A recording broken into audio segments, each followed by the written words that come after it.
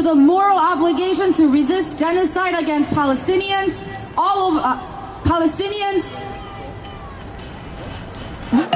When immigrants are under attack, what do we do? When immigrants are under attack, what do we do?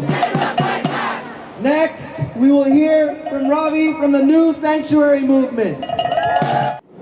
Who held tight and supported each other through a righteous struggle.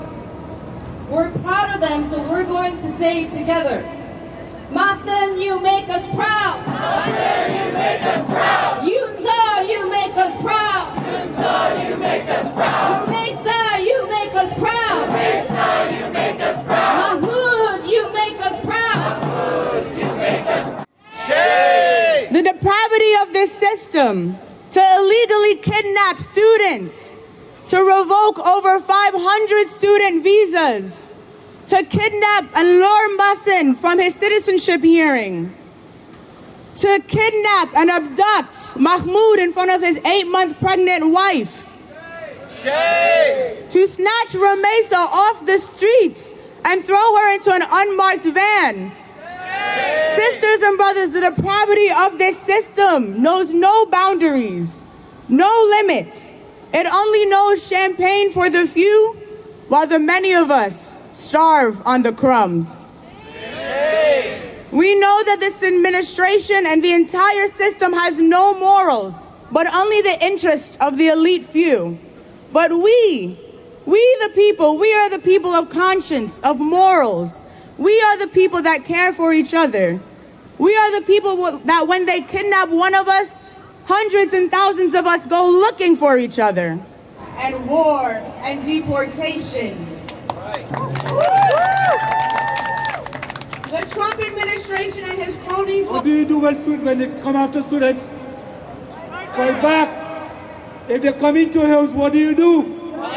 If they come into over U.S. citizens, I will repeat this. This is very important. Your immigration and customs enforcement has no fucking right over you, U.S. citizens. So when they say that they are taking away, deporting U.S. citizens, it is not deporting U.S. citizens. They are threatening U.S. citizens. And what happens when we threaten citizens? We know what happened. We remember this. We've talked about this. This is historical. When it started the next stage of what happened in the 1940s. In the 1940s, where citizens were being attacked for being the other. We all know what that is. We do not want to go back. So when sign of a movement that is working, that is a sign of a movement that has shifted consciousness, that is the sign. In the middle of his U.S. citizenship interview when ICE dragged him out, ripping him away from our community. Just like they abducted Mahmoud and Rumeisa, just like they tried to capture Yunza, a Korean student at Columbia University who supported Palestine. Shame!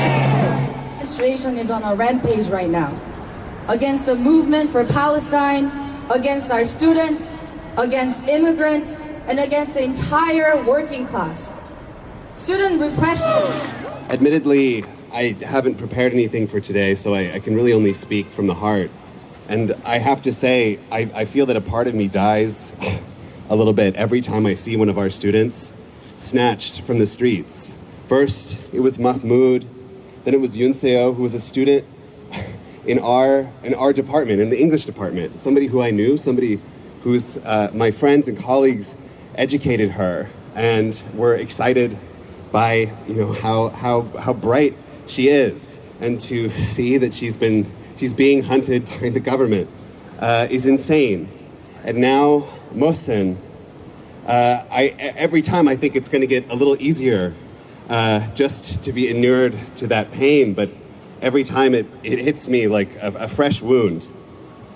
And I don't want to make the same mistake as when Mahmoud was arrested and allow these people who will spread lies, which are already being spread less than 24 hours after this person was arrested. And so I did want to just share a personal anecdote I have. So in the encampments, sometimes you would get agitators, students who were Zionists or very pro-Israel, who would come in and yell at people and film and try to get a reaction. And there were people who were trained to speak with these people and to calm them down and to have a conversation with them. And Mohsen was one of these people. And I remember in one particularly heated conversation, you know, somebody was struggling and with this conversation, and Mohsen comes up, and it seems that, you know, he has a very good handle on the situation. And so, you know, I leave him and go do something else. And what do I see an hour later?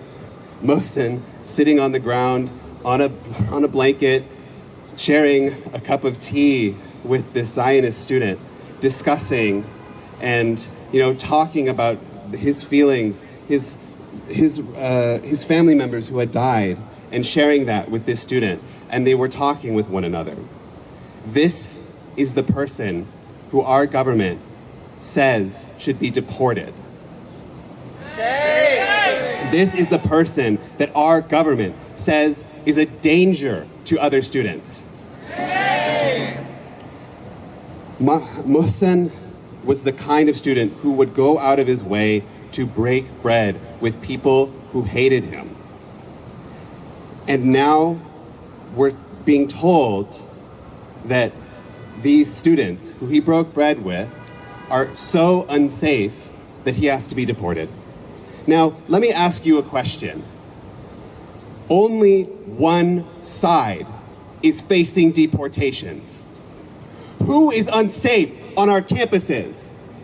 If you can go and get coffee with these people, and you can break bread with them, and you can get meals with them, and you can bend over backwards to condemn and say you're nonviolent, and to just do everything you can to talk with them, and you still get deported.